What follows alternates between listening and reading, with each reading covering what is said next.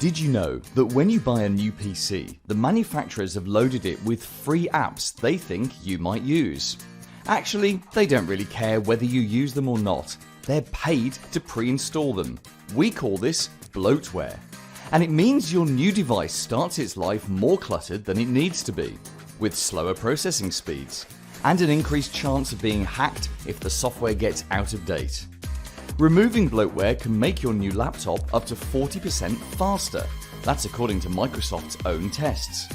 Whether your device is old or new, take a look at what apps are installed and delete anything you don't regularly use.